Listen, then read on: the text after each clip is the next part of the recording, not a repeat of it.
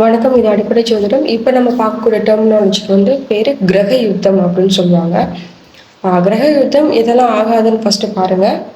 ராகு, கேது கண்டிப்பா கிரக யுத்தம் ஆகாது. இதோட சூரியன், சந்திரன் இவங்களும் கிரக யுத்தத்துல பங்கெடுத்துக்க மாட்டாங்க. மொத்தம் 9 கிரகங்கள்ல 4 கிரகங்கள் கிரக யுத்தத்துக்குள்ளேயே வராது. அந்த ரூலுக்குள்ளே அப்ளை பண்ண முடியாது.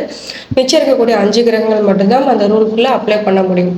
கிரக யுத்தம் சைடு ஹெட்டிங் போட்டுட்டு கோடு போட்டுட்டு செவ்வாயின்னு போட்டுக்கோங்க.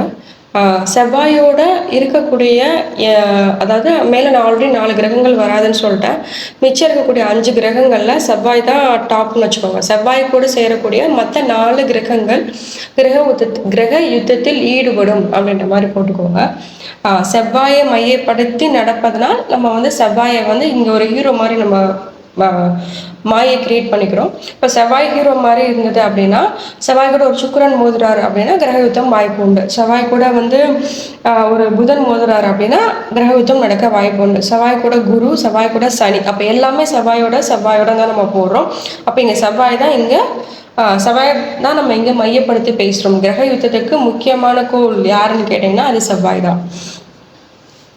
இதில் மூல நூல்களில் இன்னொரு கான்செப்ட் சொல்லியிருப்பாங்க. அதிக பாகையில் எந்த கிரகம் இருக்கிறதோ அது கிரக யுத்தத்தில் வெற்றி அடையும் அப்படின்னு சொல்லுவாங்க. ஃபார் எக்ஸாம்பிள், செவ்வாய் ஒரு 12 டிகிரியில் இருக்காரு ஒரே கட்டத்துக்குள்ள. புதன் பார்த்தீங்க அப்படின்னா 14 டிகிரியில் இருக்காரு அப்படின்னா இங்கே புதன் தான் வெற்றி பெறும், செவ்வாய் வெற்றி பெறாது. ஓகேங்களா? ஸோ இது ஒரு இம்பார்ட்டன்ட் பாயிண்ட்.